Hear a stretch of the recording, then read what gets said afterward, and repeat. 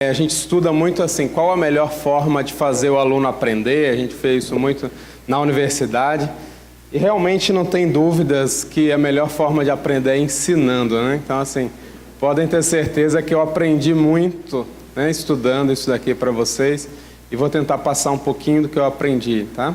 Então a melhor forma mesmo é a gente estar estudando. Aproveitando que a gente está falando, muito se fala, né? Saiu até no Fantástico lá, por incrível que pareça, um tópicozinho bem rapidinho sobre a Reforma Protestante. Nós estamos aí comemorando os 500 anos da Reforma, né? O ano passado eu tive a oportunidade de, nessa época, falar um pouquinho sobre os 5 solas, né? São os 5 tópicos, as 5 coisas que foram consideradas importantes aí na Reforma Protestante.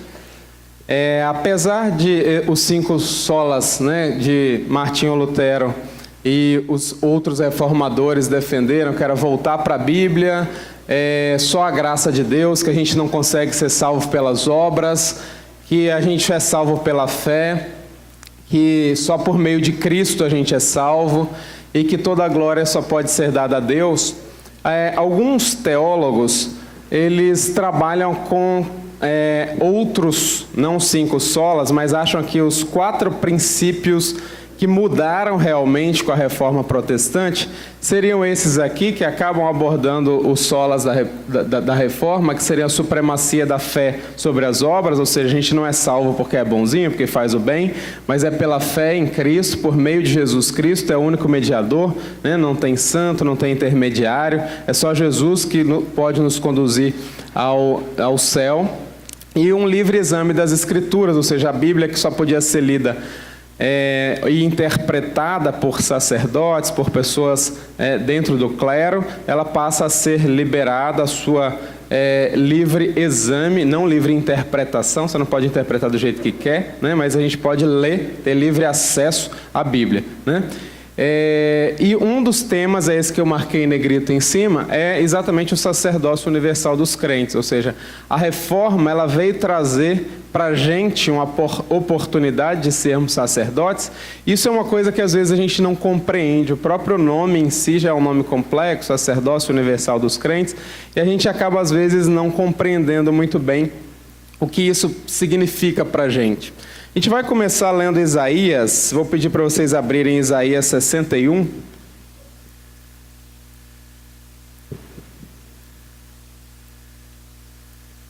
Isaías 61, eu vou estar lendo para vocês, com vocês, o versículo do 1 até o 11, então vocês acompanhem aí a minha leitura.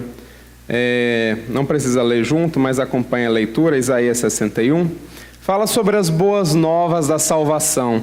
Nesse momento aí, Isaías ele está fazendo uma profecia sobre a vinda de Jesus, né, a vinda do Messias. Então, antes de Jesus nascer, Isaías, um profeta que veio muito antes dele, já falava sobre esse dia, né?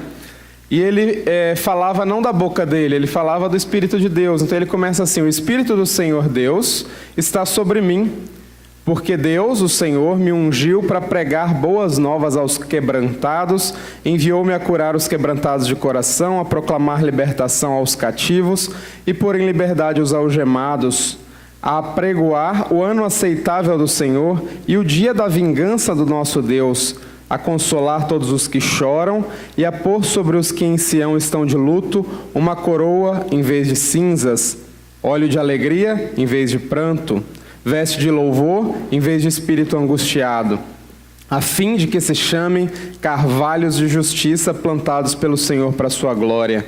Edificarão os lugares antigamente assolados, restaurarão os diante destruídos e renovarão as cidades arruinadas, destruídas de geração em geração. Estranhos se apresentarão e apacentarão os vossos rebanhos, estrangeiros serão os vossos lavradores e os vossos vinhateiros. Mas vós sereis chamados sacerdotes do Senhor. Então gravem essa profecia que Isaías já fazia antes de Jesus vir. Ele já falava: vai chegar um dia em que vós sereis chamados sacerdotes do Senhor, tá? E vos chamarão ministros de nosso Deus, Comereis as riquezas das nações, assim como os sacerdotes comiam as coisas que eram trazidas pelo povo, e na sua glória vos gloriareis. Em lugar da vergonha tereis dupla honra, em lugar da afronta exultareis na vossa herança. Por isso na vossa terra possuireis o dobro e tereis perpétua alegria, porque eu, Senhor, amo o juízo e odeio a iniquidade do roubo. Dar-lhes-ei fielmente a sua recompensa, e com eles farei aliança eterna. Então Deus está prometendo aí a vinda de Jesus, Ele está prometendo que um dia o povo dele passará a ser sacerdote do Senhor, sacerdote de Deus, e esse povo que está aqui hoje será chamado ministro do nosso Deus, tá? Porque a partir desse momento, no versículo 8, ele fará conosco uma nova aliança, uma aliança eterna, não aquela aliança antiga, uma aliança provisória.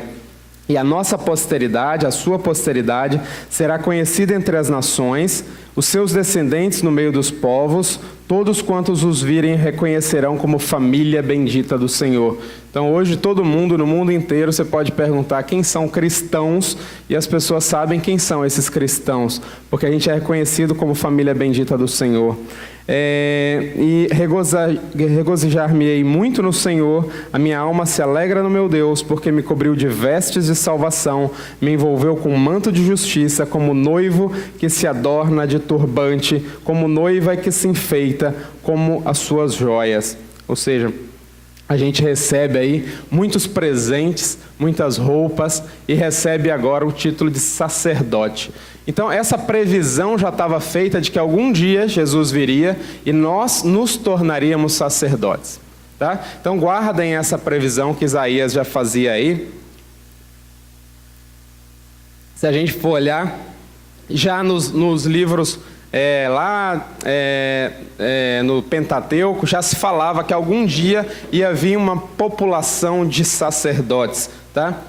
E somos nós. Só para organizar isso na nossa cabeça, quando ele fala de antiga aliança e de que vai fazer uma nova aliança, tudo começa quando Deus chega um dia para Abraão e escolhe a partir dele e fala assim, ó, a partir de você eu vou escolher uma nação, um povo. E ele fez um pacto com esse povo, então é um povo que foi escolhido, tá? Houve um plano, então ele falou assim, olha, a humanidade um dia me abandonou, a humanidade um dia pecou, me desobedeceu, mas eu quero de volta, eu tenho um plano para resgatar todo mundo, eu tenho um plano para essa humanidade. Então nessa antiga aliança foi apresentada um plano de salvação, e Deus chegou para Abraão e falou assim, olha, chega, vocês não vão mais adorar vários deuses. Eu quero apresentar para vocês um novo sistema de culto em que eu, o Deus único, né, eu vou ser adorado e só vai existir a mim. E eu quero apresentar para vocês a forma de fazer isso. Eu vou apresentar para vocês a forma de me adorar. E a partir daí foi instituído um sistema de culto dado pelo próprio Deus, né? E com o uso de várias figuras, a gente vai estudar um pouco sobre essas figuras que eram usadas no Antigo Testamento, para predizer, para apontar, para indicar que algum dia tudo mudaria e tudo seria novo. Ou seja, o Evangelho já estava sendo pregado na forma de figuras, como a gente faz na escola dominical com as crianças, né? A gente prega na forma de figuras, de demonstrações visuais, que ficaria mais fácil do povo entender algo que estaria por vir. E esse pacto com Abraão foi feito, né? Na época os pactos, as alianças eram feitos, partia o boi no meio, separava em duas partes, os dois passavam ali de mãos dadas, né? Entre aquelas peças dos animais que estavam cortados ao meio, mostrando que se algum dos dois infringisse a aliança, eles seriam mortos, né? Então apontava para isso. E Abraão, ele passou de mãos dadas com Deus, que ele foi orientado que ele passasse com uma tocha ali no meio, tá? Para fazer um círculo com o sinal do infinito, mostrando que havia sido selada uma aliança e que aquela aliança dependeria de o povo de Deus se entregar totalmente a Deus e Deus proteger esse povo. Ou seja, a primeira aliança estava sendo feita e estava sendo já na forma de figura, né? Para que as pessoas entenderem que havia uma aliança de verdade ali naquele momento.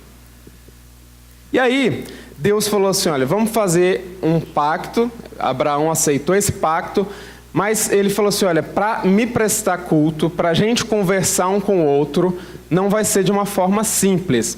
Eu preciso que tudo seja muito bem organizado, e o Espírito Santo dita isso, né, de forma bem detalhada, de como seria o culto, como que não seria uma coisa simples, seria uma coisa que deve ser seguido à risca, tá? E um local específico. Então, ele dita desde as roupas que as pessoas deveriam usar, detalhes das roupas. Então, os sacerdotes, que eram as pessoas que frequentariam o templo, que era o tabernáculo, a gente vai falar sobre ele. Tanto os sacerdotes quanto o sumo sacerdote, que era escolhido entre eles como o grande sacerdote, que uma vez por ano ia entrar no Santos dos Santos, a gente vai falar sobre isso. Mas tudo aquilo muito detalhadozinho de como deveria ser o culto a ele. Vocês viram hoje sobre a Arca da Aliança, que saiu de um lugar para outro, e as pessoas, os adivinhadores, falaram que a arca tinha que voltar em cima de vaca, e não é isso que Deus prescreveu. Ele falava que a arca tinha que ser carregada por meio de varões, né? E quando eles desobedeceram e fizeram isso, quem encosta na arca morre, vira uma bagunça, porque Deus prescreve, e isso aponta para a santidade, não se brinca com a presença de Deus.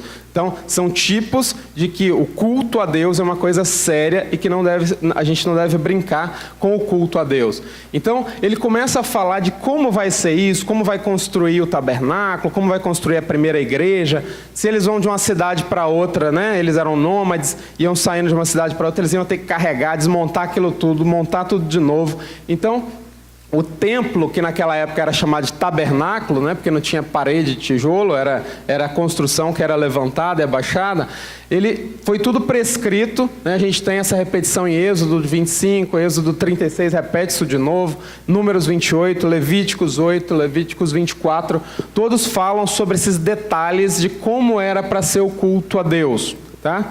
Então aqui a gente vê o sumo sacerdote, ele tinha uma roupa especial, 12 pedras, o tipo da pedra, como era que deveria ser a arca, como ela deveria ser construída, o tamanho, qual material usar.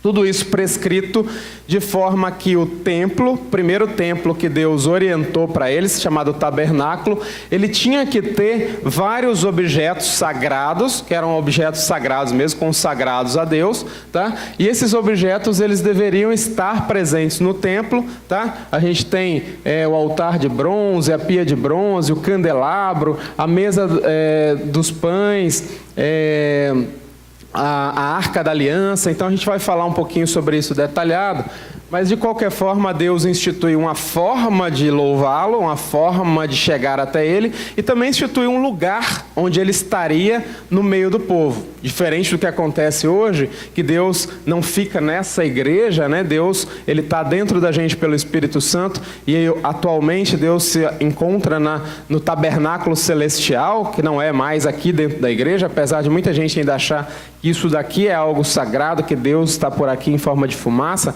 né? E Deus está deixando bem claro nesse momento que ele estaria no meio do povo, mas não para todo mundo. Ela é uma forma muito específica, num local muito específico, de uma forma muito específica, tá? Esse lugar que ele mandou separar, ele chamou de santuário terrestre, que é o tabernáculo, né? É o local onde haveria a presença de Deus. Então seria a presença de Deus entre os homens, e seria uma forma de comunicação. Tanto que a Bíblia fala que durante o dia, né, Deus se manifestava em forma de nuvem, e geralmente tinha uma nuvenzinha que saía lá do local onde estava a presença de Deus, que era a Arca da Aliança, como o irmão Tiago falou hoje cedo, e à noite uma coluna de fogo, mas Deus estava no meio deles. Por isso essa segurança de carregar a arca para onde eles estavam, isso representava a presença de Deus no meio deles. E o tabernáculo, como as imagens não ficam boas por causa da claridade, eu trouxe uma cópiazinha para vocês acompanharem a planta do tabernáculo, como que era a igreja da época, né, a planta do tabernáculo. O tabernáculo, ele tinha uma parte da frente onde todo mundo entrava, e nessa parte da frente ficava um local, porque as pessoas, para redimir os seus pecados, para apaziguar, acalmar, né, a ira de Deus, eles precisavam de oferecer sacrifícios. Esse era o modo que Deus estava apontando, de que era necessário sangue, era necessário morte para apaziguar pecados, né? Isso já era uma representação, uma figuração de que algum dia o Cordeiro Santo ia ter que ser morto para apaziguar os pecados da humanidade. E aí nessa parte da frente é onde ocorriam os sacrifícios, e existia um altar onde eram queimados, né, esses animais para poder oferecer os sacrifícios a Deus. E essa parte onde as pessoas entravam, tá? Essa parte é chamada de átrio ou de pátio. A segunda parte, né, ela só podia entrar sacerdotes, tá? Todos os sacerdotes podiam entrar nessa segunda parte, e tinha algumas coisas ali dentro também que a gente vai ver. E a última parte, que é uma parte que só podia entrar uma vez por ano, o sumo sacerdote, que era o sacerdote dos sacerdotes. Uma vez por ano ele entrava ali para pedir perdão pelos pecados dele primeiro. Ele tinha uma sequência em que ele entrava, matava um boi, entrava com sangue para pedir perdão pelos pecados dele. Assim que ele era perdoado, ele tinha possibilidade de pedir perdão pelos pecados do povo. Aí matava um carneiro e voltava lá dentro. Ou seja, ele fazia isso uma vez por ano, amenizando ano a ano os pecados do povo, tá? Não havia ainda o perdão total. Precisava ainda de Jesus morrer para que houvesse o perdão total. Mas isso ia amenizando, era uma tipologia de que algum dia ainda viria alguém para resolver esse problema, tá? Depois a gente vai voltar nesse tema. Então, nesse início aqui a gente tem o altar de bronze, a pia de bronze. Aqui dentro os sacerdotes tinham algumas funções, e os santos dos santos, que é o local onde estava Deus mesmo, a presença de Deus, é onde ele se manifestava para o sumo sacerdote, para mais ninguém, tá? Era uma vez por ano. Tanto que eles tinham tanto medo de alguém, o sumo sacerdote, entrar lá por acaso e morrer diante da presença de Deus, de ver a presença de Deus, que ele entrava com os sininhos, né? Enquanto os sininhos estavam tocando, está vivo, e ele amarrava com uma corda no pé. Isso não era orientado pela lei, mas eles já começaram a fazer isso, amarravam uma corda no pé do sumo sacerdote. Caso o sino parasse de tocar, ele morreu diante da presença de Deus. Eles arrastavam ele para não entrar no Santos dos Santos, né? Que tinha um véu separando, e não era local de todo mundo entrar, não era local de acesso de todo mundo. Eles tinham medo disso acontecer, tá? Não é orientado que a gente faça isso com o pastor Edwards, amarrar uma cordinha no pé dele, tá? Mas é essa forma que eles faziam, com medo da pessoa morrer diante da presença de Deus, de tão sagrado que era esse local. Então, só relembrando aqui, então, a parte da frente, acompanhe pelo desenho de vocês, tem a pia de cobre, tem o altar do sacrifício, que é o altar de bronze, onde queimavam as carnes, a pia de cobre, onde antes do sacerdote entrar dentro do lugar santo, eles lavavam as mãos, se purificavam o povo, tá?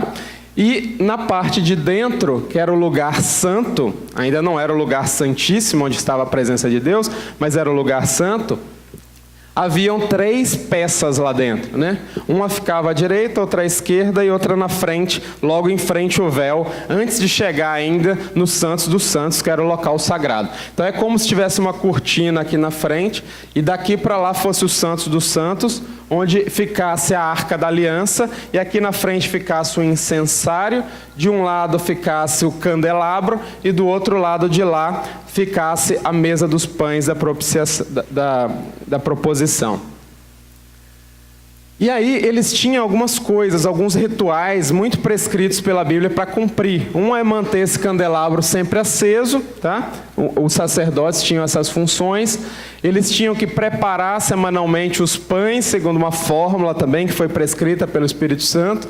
12 pães do mesmo tamanho, da mesma medida, cada um representando uma tribo de Israel, mostrando que Deus era igual para com todo mundo, não tinha diferença de um para o outro.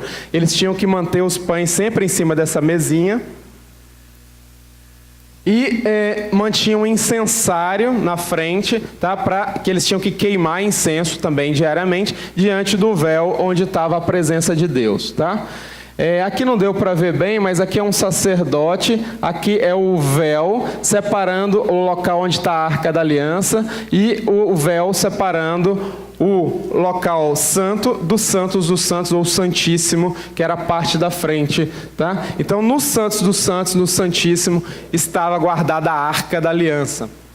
Então, o que era essa Arca da Aliança? A Arca da Aliança era considerado o local sagrado, por isso hoje o irmão falou da Arca da Aliança, era um objeto sagrado, santificado, que representava a presença de Deus no meio deles. Então a Arca da Aliança, ela era desenhada com 2 querubins em cima, e querubim só aparece 2 vezes na Bíblia, são os anjos que aparecem basicamente no Éden, né?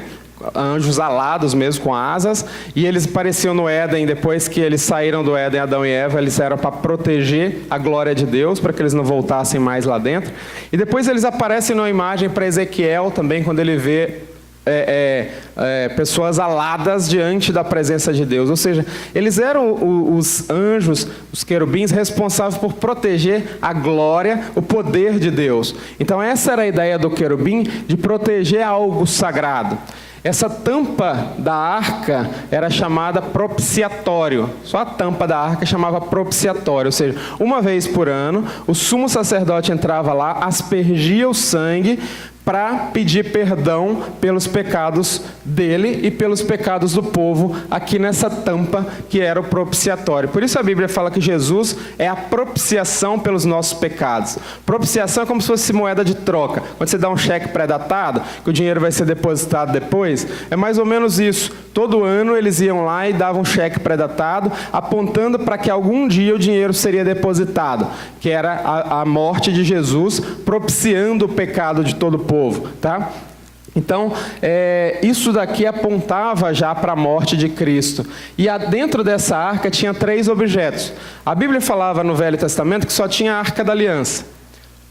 Mas no Hebreus, ele fala também que o povo depois acabou guardando mais 2 objetos, tá? Não era também a recomendação prescrita de Deus, mas eles guardavam 3 objetos ali dentro. Então eles guardavam as tábuas da lei, que era um livro escrito pelo dedo de Deus, né? É muito sagrado isso daí.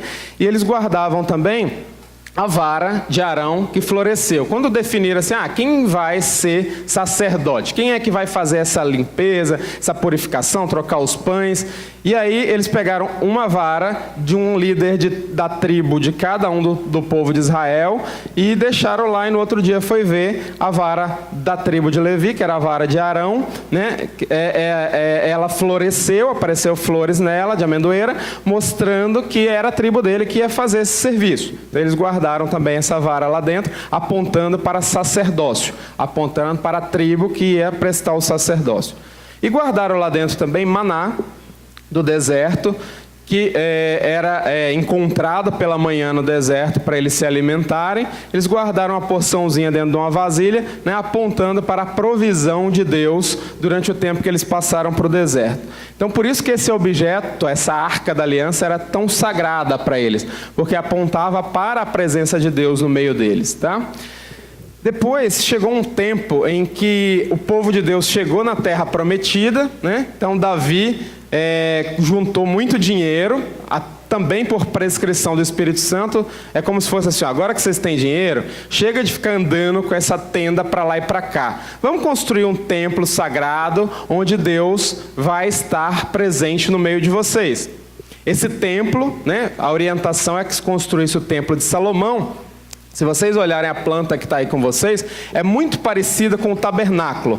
Os objetos que tinham no tabernáculo, todos foram levados para o templo de Salomão, mas agora tudo muito suntuoso, tudo muito gigantesco, tudo excesso de ouro mesmo. Era uma demonstração de poderio, de que Deus tinha cumprido a promessa dele, ele estava no meio deles, e que agora ele estava num local, né, que era designado para Deus. E no dia que Salomão, porque não foi Davi que inaugurou o templo, foi o filho dele, Salomão, na época que ele ainda estava sábio, né? Porque o final da vida de Salomão foi um fracasso, né? A partir do momento que ele começou a casar com inúmeras mulheres de outras religiões, começou a adorar outros deuses, e aí Deus prometeu que o reinado dele ia acabar. A partir do filho dele, Roboão, as tribos se separaram, né? 2 foi para cá, 10 foi para lá, eles ficaram só com 2, ou seja, eles começaram a fraquejar e até o templo do jeito que foi feito começou a ser modificado.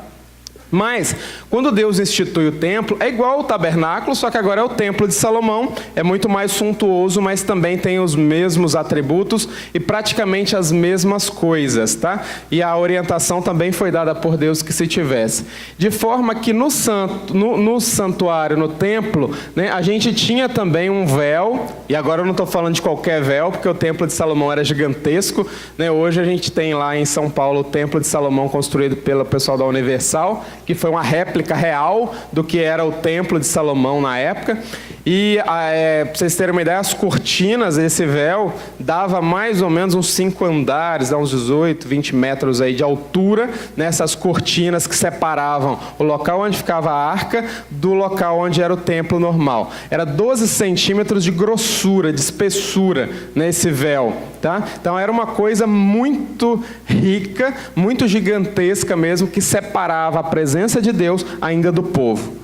Ou seja, o povo, para se achegar a Deus, usufruir da graça, eles precisavam de um intermediário humano, o sacerdote. Essa era a função do sacerdote. Ele era o intermediário entre o Deus e o povo, tá? E o templo de Salomão era um negócio gigantesco, né? Realmente aqui as pessoas são formiguinhas, né? Perto do tamanho do templo, né? Hoje a gente tem uma réplica, quem quiser conhecer a réplica de como era, vai a São Paulo. Essa é uma das coisas que serve para conhecer a réplica de como era, né? Não mais que isso, depois a gente comenta um pouco sobre isso. Outra coisa que Deus definiu, então ele falou assim, olha, eu quero que vocês construam assim, eu quero que vocês me cultuem desta forma, e quem vai estar lá dentro sendo sacerdote são estes, que ele também prescreveu. Não era qualquer um que podia se achegar dentro da igreja como é hoje, né? Então, naquela época, eles tinham as pessoas específicas. Então, os sacerdotes, eles não eram qualquer um, eram pessoas da tribo de Levi, né? Como que foi escolhida a tribo de Levi? Através da vara, né? Eles colocaram as varas de todas as tribos, e quem floresceu, isso está em Números 17, de 1 a 13, é a vara de Arão, que era o chefe da tribo de Levi, que floresceu. Por isso que a gente ainda fala muito que quem está na frente, quem está no louvor são os levitas, né? Que são as pessoas que são responsáveis pelo sacerdócio, e às vezes a gente esquece que nós todos somos sacerdotes, não só quem está no louvor, tá? Então, a gente vai voltar. Isso é o sacerdócio universal, a gente ainda vai chegar nesse ponto. Mas era Arão, então a instituição de alguém que cuidasse do povo está lá em Êxodo 29, 43 a 46, onde ele fala que Arão seria responsável por gerir o sacerdócio, é ele que ia gerir essa questão dos sacerdotes, tá? Tudo bem, mas para que Deus foi tão detalhista? Qual a ideia dele ao criar um sistema tão ritualista, com sacrifício de animais, né? A gente não pensa hoje, a gente aqui do lado de fora, matando um cordeiro ali, pegando sangue, trazendo para dentro. A gente não se vê mais nessa situação.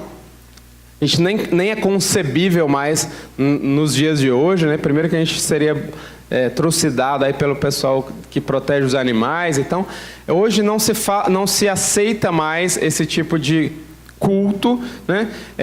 Mas Deus quis que fosse assim. Então, por que ele quis que fosse assim? Em Hebreus 10, 1, vamos abrir lá em Hebreus 10.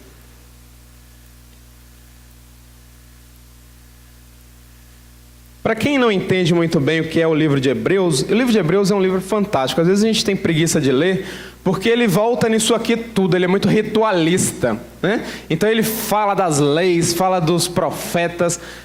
Por que isso? O livro de Hebreus, ele não foi escrito para nós cristãos não judeus. O livro de Hebreus, por isso que ele chama Hebreus, né? É livro aos judeus, né? Livro ao povo hebreu.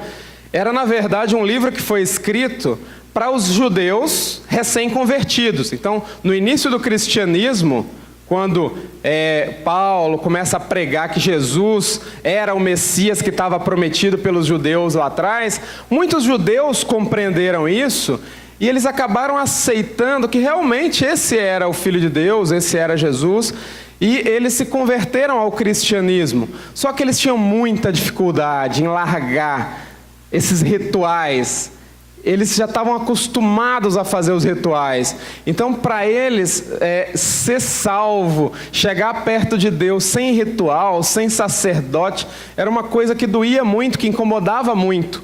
Então, o livro que foi escrito aos Hebreus, ele era assim, olha, vocês têm que compreender o que está acontecendo.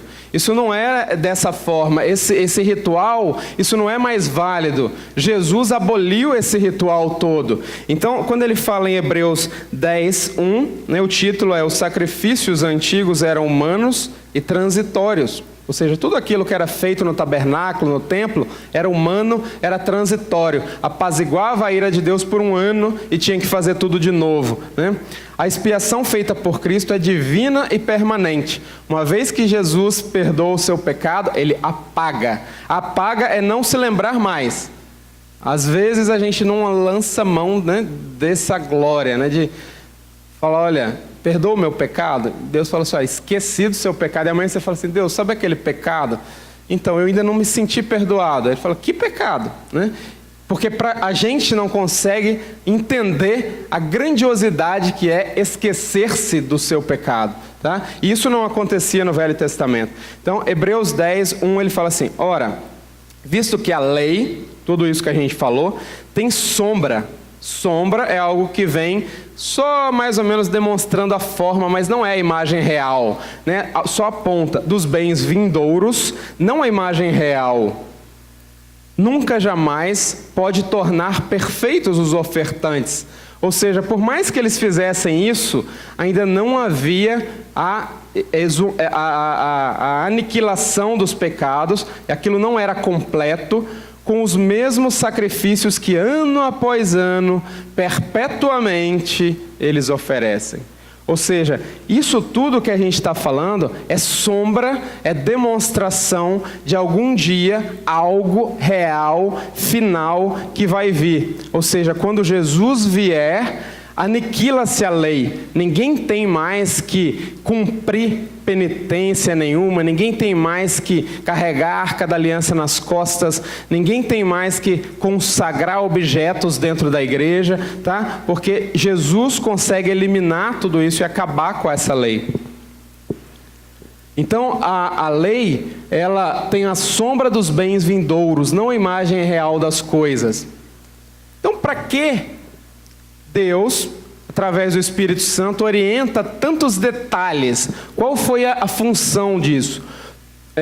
Hebreus 9:8, ele fala sobre isso. Então, Hebreus 9:8 fala, querendo com isto o quê? Ele está falando no capítulo 9 sobre os rituais, sobre as ofertas, sobre os sacrifícios de Moisés, que eram imperfeitos e ineficazes, e ele fala no versículo 8, querendo com isso dar a entender o Espírito Santo, que foi o Espírito Santo quem ditou todas aquelas normas, né? Querendo dar a entender o Espírito Santo, que ainda o caminho do santo lugar, ou seja, a entrada aqui dentro, no Santos dos Santos, na presença de Deus, não se manifestou, enquanto o primeiro tabernáculo continuar erguido. Ou seja, enquanto a gente permanecer na lei, no ritualismo, nos tabernáculos, nos templos, ainda não vai se manifestar a liberação, a entrada dos santos aqui dentro, né, nos Santos dos Santos. Isso só vai acontecer com a morte de Cristo. Tanto é que 70 anos depois, como Jesus tinha predito, o templo é todo destruído, né? Todo destruído, mostrando que acabou isso daí, né? Não tem mais essa necessidade do templo. Ou seja, o caminho do santo lugar não se manifestou enquanto o primeiro tabernáculo continua erguido. Se a gente for olhar, a Bíblia ela não fala, o livro de Hebreus, ele não fala muito bem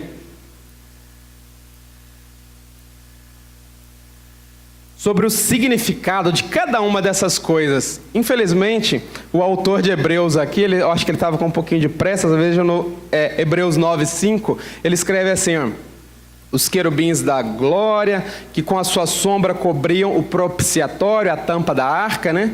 Aí ele falou assim, ó, desses detalhes, dessas coisas, não falaremos agora pormenorizadamente. Ou seja, eu não vou entrar em detalhes para explicar cada um destes utensílios que ficavam ali dentro. Isso nunca foi muito bem detalhado.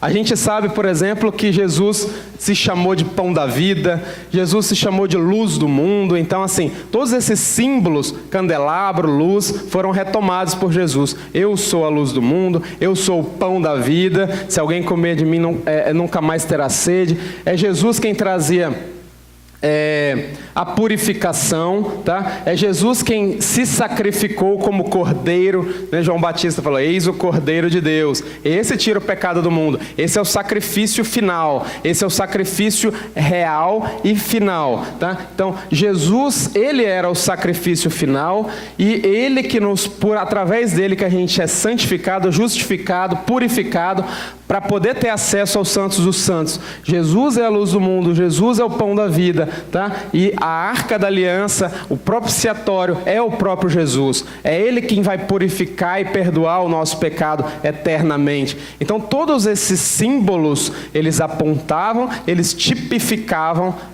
a vinda de um Jesus que faria o sacrifício final pelo povo, tá? E a Bíblia deixa isso bem claro, se a gente perceber que Jesus, ele era o sacerdote definitivo, né? Jesus, ele foi o sacrifício final, sacrifício suficiente. A gente não tem mais que se sacrificar, subir escadas, machucar o joelho. Eu não tenho mais que fazer sacrifício nenhum, né? Porque Jesus foi suficiente, tá? Hebreus 9:12, ele fala aí, ó, não por meio de sangue de bodes, de bezerros. Ele está falando nesse capítulo 9, de 11 em diante, que o sacrifício de Cristo, ele não se repete. Cristo não morre duas vezes. O sacrifício dele é único, eficaz, final, tá? E ele fala assim, ó, não por meio de sangue de bodes, de bezerros, mas pelo seu próprio sangue.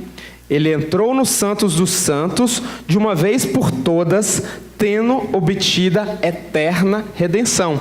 Uma vez que Cristo morreu, ele entra aqui dentro, ele é o sumo sacerdote, ele agora assume a função de sumo sacerdote, não precisamos mais de intermediários, o nosso intermediário direto com Deus é Jesus. A Bíblia fala aqui que agora ele entrou nos santos dos santos, e ele é o sumo sacerdote. Ele sendo o sumo sacerdote, a gente é co-herdeiro das heranças de Jesus, e a gente vai acabar recebendo a herança. Essa bênção vai respingar em nós. Nós seremos também sacerdotes juntamente com Ele. Nós teremos acesso direto à presença de Deus por meio de Jesus Cristo, tá? Ele é a nossa arca da aliança, Ele é o nosso intermédio. É ali que a gente deve colocar as nossas petições, tá? Então, e isso ele fala que tendo obtido eterna redenção, acabou, pagou a dívida, né? Então, isso é o final, tá? Aqui a imagem está muito ruim, mas é a imagem de Jesus sendo crucificado e um cordeiro na frente, né, apontando que o sacrifício final foi feito, tá? Que como o profeta, como João Batista, quando batizou Jesus, né, ele recebeu, o Espírito Santo estava ali no meio, presente, né, e a boca de João Batista profetizou, olha, eis o Cordeiro de Deus. Esse aqui que vai morrer, esse aqui que vai ser sacrificado, esse aqui que vai tirar o pecado do mundo, esse que vai ser o sacrifício final que vai ser feito lá naquela pia de bronze, lá no altar de bronze, tá? Esse vai ser o sacrifício final. Acabaram-se as coisas antigas, vamos começar algo novo a partir desse sacrifício de Cristo. Esse é o Cordeiro de Deus que tira, elimina, extirpa o pecado do mundo. Não vai precisar de um ano que vem Jesus morrer de novo, porque já aconteceu finalmente, né? Então, a partir do momento que Jesus morre lá na cruz, acontece um evento extraordinário. Na mesma hora que Jesus morre, que o corpo dele foi rasgado, acontece um evento lá no templo de Salomão, né, que agora estava reconstruído depois de inúmeras destruições. Aquele véu de 12 centímetros, aquele véu, né, de 5 andares de altura, ele rasgou de cima a baixo. Na mesma hora, mostrando assim, olha, acabou. O acesso aqui agora, por meio de Jesus, está liberado a todos. Não precisa mais de intermediário, não precisa mais de sacerdote, de bispo, de presbítero, de pastor. A gente não precisa disso para chegar a Deus, né? A gente tem acesso direto ao santuário de Deus. E o santuário de Deus não é mais aqui, dentro da igreja, no Santos dos Santos. A Bíblia fala que ele vai agora para um santuário que não é feito mais por mãos humanas, é um santuário celestial, é algo acima, tá? E a gente tem acesso a esse santuário celestial por meio de Jesus, que está lá do lado dele, à direita, à destra, né, intercedendo por nós, tá? Ele é o nosso sumo sacerdote. Então, a partir desse momento, a presença de Deus, que era representada no Santos dos Santos pela Arca da Aliança, a separação que existia entre os sacerdotes e o local onde está a presença de Deus é representado pela rasgar o véu de cima a baixo. Esse véu foi rasgado, acabando com essa separação entre onde estava Deus e onde a gente pode frequentar. A Bíblia fala lá em Mateus 27, né, 50 a 51. E Jesus, clamando outra vez com grande voz, rendeu o Espírito. E eis que o véu do templo se rasgou, de cima a baixo. Na mesma hora, veja que ele fala, Jesus rendeu o Espírito e o véu rasgou, né? Isso acontece simultaneamente, tá? Em dois, de alto a baixo. Então o véu do santuário agora rasga e a gente tem acesso. Isso aqui também a imagem está ruim, é o véu do santuário. O sacerdote ele está bem pequenininho aqui na frente e o véu do santuário sendo rasgado de cima a baixo. Algo realmente um fenômeno bem grandioso, né, para quem está vendo, aconteceu ali dentro do templo. Então o véu do santuário nesse momento se rasga. Nesse momento nós temos acesso livre à presença de Deus, tá? E esse acesso livre ao santuário celestial, não mais aos santos dos santos, a presença de Deus na terra. Nós temos acesso livre, tá? E não dependemos mais de intermediários humanos, ou seja, nós passamos a ser sacerdotes. Então aquela promessa de Isaías, um dia vocês serão sacerdotes. Um dia eu farei um povo de sacerdotes. A partir desse momento, que não precisa mais do sacerdote, que você consegue chegar no Santos dos Santos por meio do nosso mediador e único mediador que é Jesus. Não é uma pessoa que foi mais santa, que foi mais consagrada, não é o pastor que é mais santo que os outros, né? Então, a partir desse momento, a gente tem livre acesso por meio de Jesus à morada celestial de Deus, tá? Então, a gente passa a ser sacerdote. Isso é o sacerdócio universal dos crentes. Todos nós, a partir do momento que estamos com Cristo, que nascemos de novo, que temos o Espírito Santo morando em nós, selados pelo Espírito, nós passamos a ser sacerdotes. Olha a responsabilidade. Viram os rituais que os sacerdotes tinham que cumprir, viram as coisas que eles tinham que fazer, viram que eles tinham que estar na presença de Deus, né? E hoje a gente pode fazer isso. E às vezes a gente não para pensar na importância que é ser sacerdote, é ter acesso livre à presença de Deus, né? Então, hoje a gente é sacerdote. Então, quem hoje, se a gente pensar essa foto aqui, mostrava uma pessoa orando, e ela orando, né, pensando em algo sacerdotal, um sacerdote com os querubins. Hoje o nosso sumo sacerdote é Jesus, e quando a gente ora por intermédio dele, tá? E a gente possui, e a Bíblia fala em Hebreus 8, 1 a 2, ele tenta explicar isso melhor. Ele fala assim, olha, o título é: A antiga aliança era o símbolo transitório da nova, superior e eterna, da qual Cristo é mediador, tá? Então, ele fala, ora, o essencial das coisas que temos dito é que possuímos tal sumo sacerdote Jesus, que se assentou à destra do trono da majestade dos céus, como ministro do santuário e do verdadeiro tabernáculo que o Senhor erigiu, não o homem.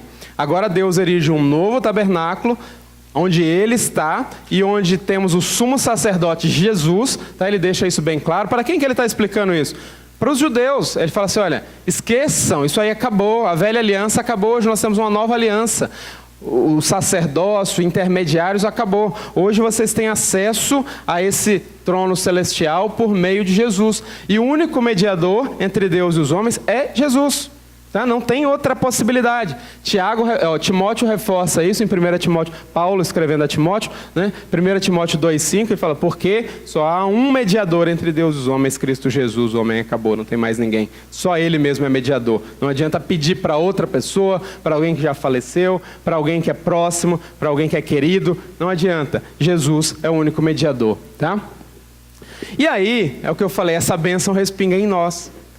Pedro entendeu isso muito bem, e ele escreve lá, 1 Pedro 2, versículo 5, versículo 9, ele fala, também vós, vamos ler lá, 1 Pedro 2,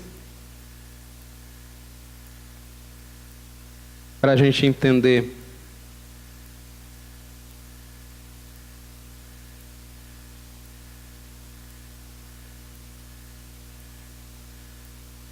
Pedro 2, versículo 5.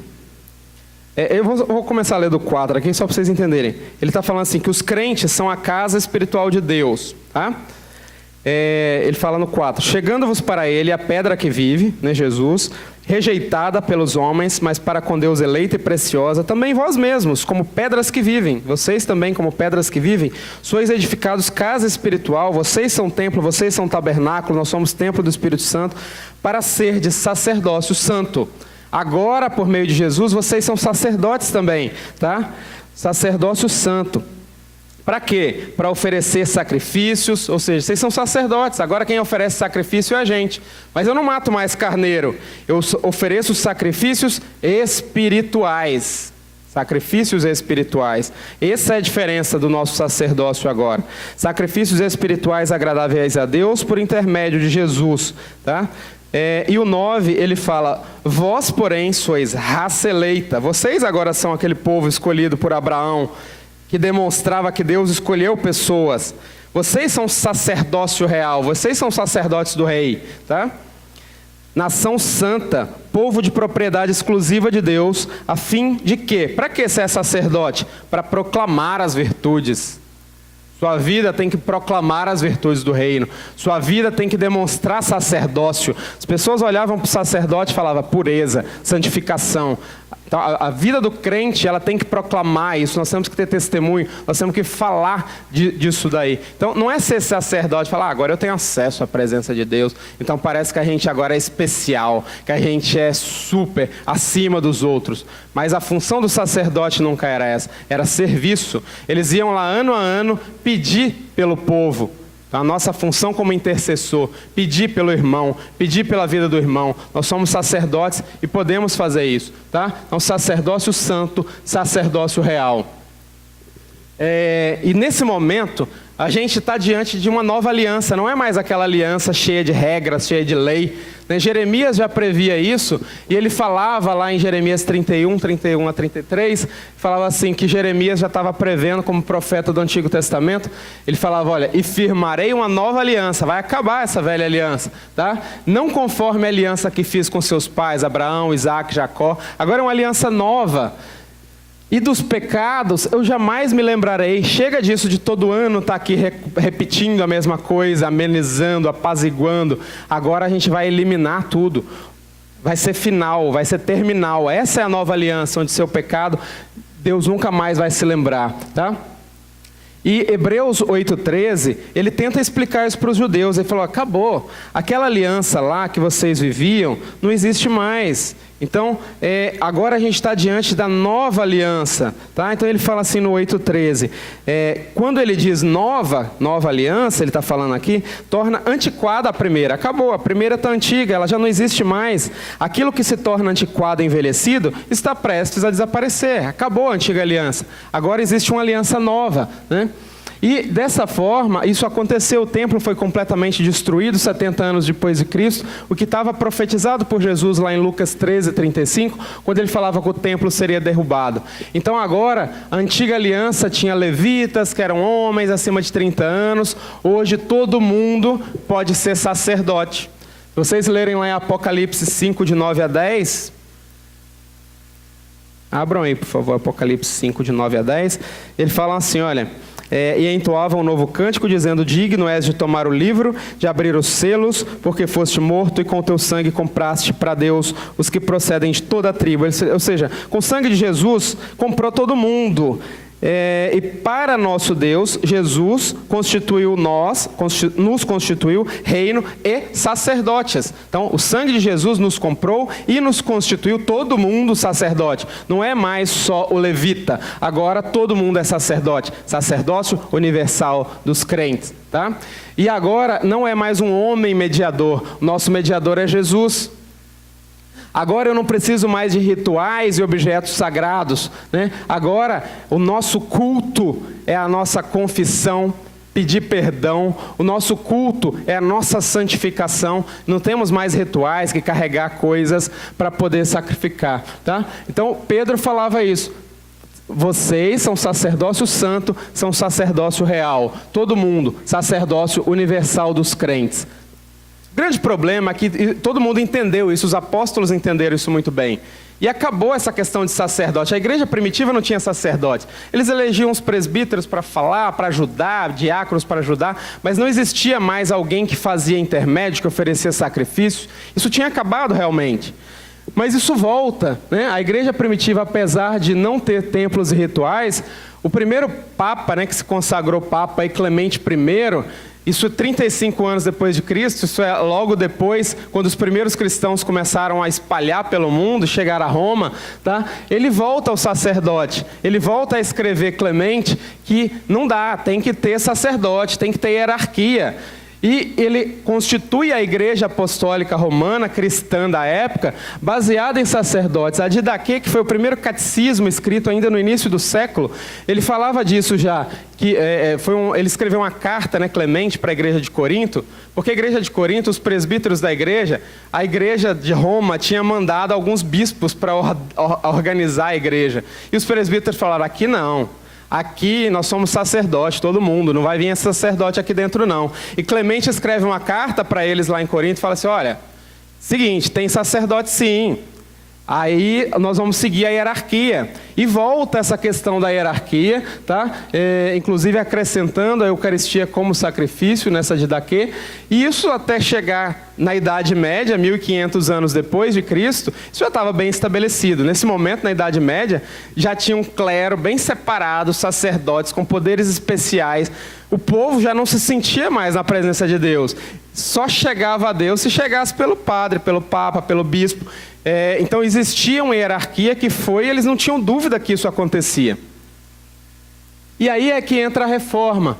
Martinho Lutero, ele começa a ler a Bíblia, estudar a Bíblia, que ele virou professor lá em Wittenberg, na universidade. Ele fala: gente, está tudo errado, o que nós estamos fazendo? Quando ele foi para Roma, ele ficou tão assustado que ele falou assim: olha, se eu não tivesse ido para Roma e visto com meus próprios olhos, quando ele volta para a Alemanha, ele fala assim: eu ia ser injusto com o que eu estou escrevendo, mas eu vi. A coisa está feia, está muito diferente do que está aqui na Bíblia, né? Então ele ficou assustado, né? E ele começa a pregar na porta da igreja um monte de 95 coisas que ele achava que não estava legal dentro da igreja, para as pessoas discutirem aquilo, porque é ali que era o local de discussão. A igreja também fazia parte da universidade, né? E ele prega aquilo ali e ele acaba sendo excomungado. Mas ele consegue compreender, através das cartas de Paulo, né, Gálatas 3:28, que não existe sacerdote, não existe judeu, não existe grego, né? A partir do momento que Jesus veio, acaba essa distinção entre intermediários entre Deus. Ele fala: gente, está tudo errado, por que a gente está colocando intermediário aqui dentro da igreja? E aí ele vem falar da reforma, e o livro que ele escreveu em 1520, que fala sobre a liberdade cristã, ele vem falar exatamente sobre essa liberdade que a gente tem agora de acesso a Deus, que chega, não tem mais intermediário. Esse livro, basicamente, ele fala de duas coisas principais. A primeira: todo cristão é livre em Cristo. Não temos mais intermediário, tá? Não estamos sujeitos a hierarquia nenhuma, tá? Por meio da fé. Ou seja, o cristão não é sujeito à hierarquia. O cristão não é sujeito a nenhuma outra pessoa acima dele por meio da fé. Ah, mas isso me dá uma falsa segurança. E aí ele termina o livro escrevendo assim: olha, o cristão é sujeito a todos pelo amor. Ou seja, ele fala assim, olha, ao mesmo tempo que vocês são sacerdotes e têm acesso a Deus pela fé, por intermédio de Jesus, com essa mesma medida, vocês são escravos, servos, sacerdotes, uns dos outros. Então, ser sacerdote não é só ter acesso livre a Deus, é servir uns aos outros. O sacerdote ficava no templo para serviço, tá? Serviço de Deus. Então, o cristão é sujeito um ao outro por amor. Então, essa é a grande diferença. Olha o que ele falava lá nesse livro. Ele falava assim, um sapateiro, um ferreiro, um lavrador, cada um tem sua função e a obra do seu ofício. Não obstante, todos são sacerdotes. Todos, né? O ferreiro, o lavrador, todos são sacerdotes. São bispos ordenados, cada um com sua função, com sua obra, que é útil para serviço, né? Então eu tenho aqui a possibilidade, olha, eu faço muito bem, sei fazer bem um arranjo, por que eu não posso fazer isso para a igreja? Isso é minha função, é isso que eu faço muito bem, né? Então todo mundo pode ser sacerdote de alguma forma, cada um com sua função, cada um útil para o serviço, de modo que as várias obras são voltadas para a comunidade. Nós temos que trabalhar uns para os outros, não só para a igreja. Se eu faço isso aqui muito bem, por que não ajudar o meu irmão? Né, lá na igreja que eu fiz e frequentei em Viçosa, em Minas, a gente tinha um programa que chamava Irmão que ajuda irmão tem 100 anos de perdão, que era uma brincadeira para falar assim, a gente tinha na porta da igreja, quais eram as profissões dos irmãos dentro da igreja, com os telefones e tudo, para a gente contratar uns aos outros, né? Por que a gente não é uma comunidade e trabalhar um com o outro, né? Um ajudando o outro, né? Então, a ideia era exatamente essa, nós temos que nos ajudar, nós precisamos nos ajudar, isso é sacerdote. Então, o que o sacerdote faz? O que nós temos função?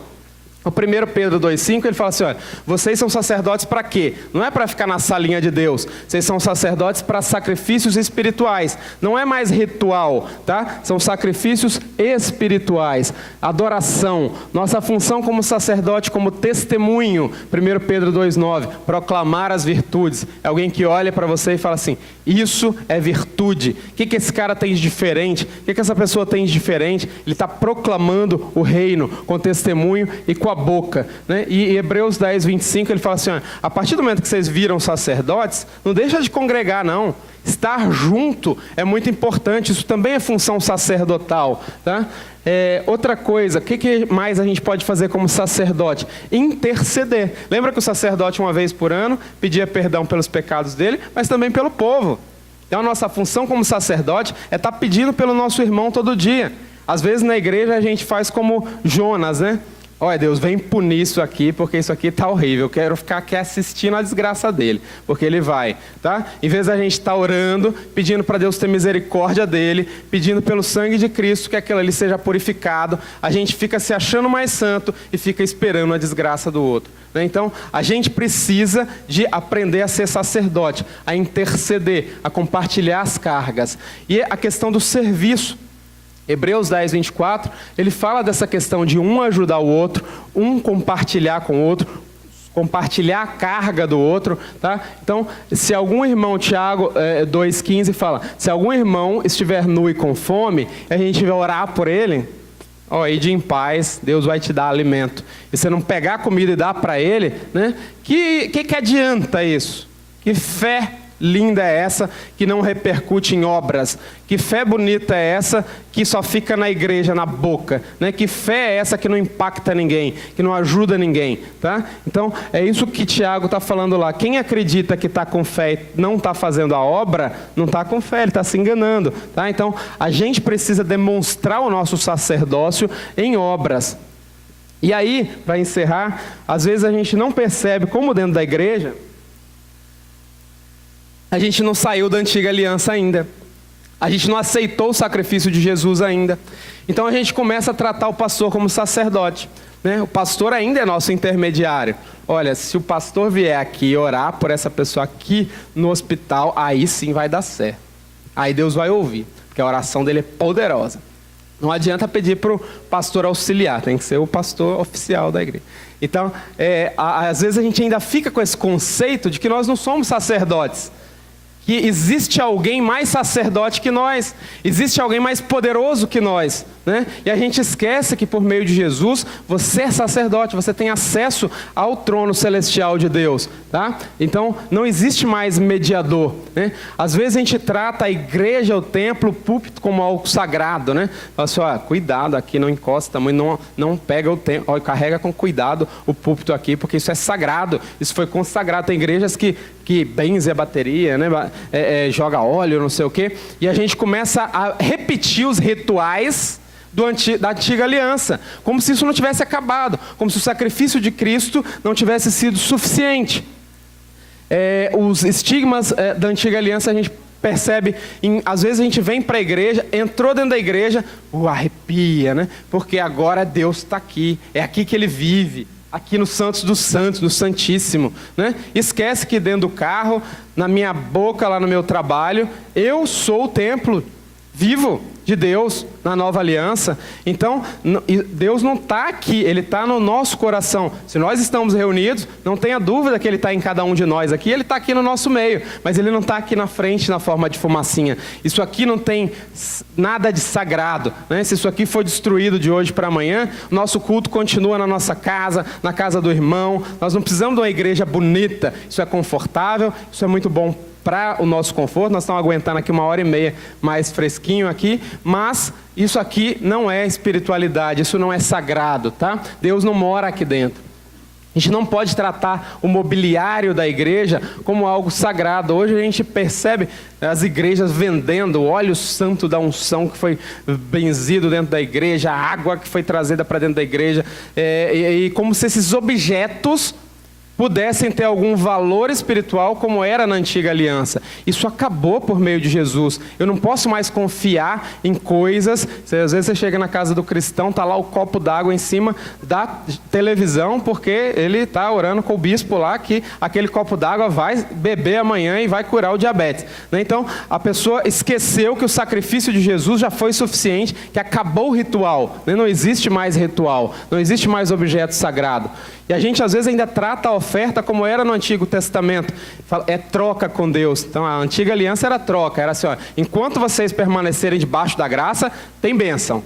A partir do momento que vocês desviarem, tem maldição. Isso acontecia o tempo inteiro, né? O povo errava, pecava, maldição, maldição, escravidão. Aí eles voltavam para a bênção e a bênção vinha. Então era uma troca. Hoje é incondicional, tá? Hoje a gente oferece por amor, porque uma vez salvo, a gente é sempre salvo. Isso foi determinado, isso foi terminado de uma vez por todas, tá? Então assim, a mensagem é, não vamos parecer hebreus, judeus, ligados à antiga tradição, tá? A gente tem que lembrar que a gente é sacerdote em casa, adorando em casa, no carro, por intermédio sempre de Jesus, tá? Não desprezar esse privilégio. A gente esquece assim, gente, nós estamos diante do santuário de Deus, nós temos acesso a isso atualmente, e às vezes a gente esquece disso.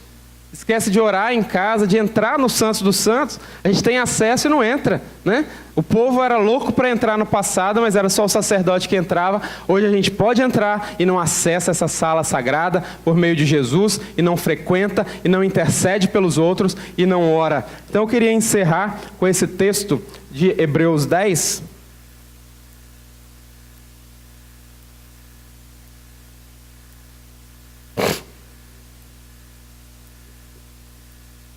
Hebreus 10, 19.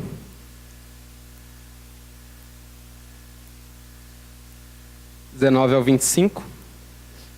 O título já é maravilhoso, né? O privilégio de acesso dos crentes à presença de Deus. É um privilégio mesmo, nós somos sacerdotes agora, né?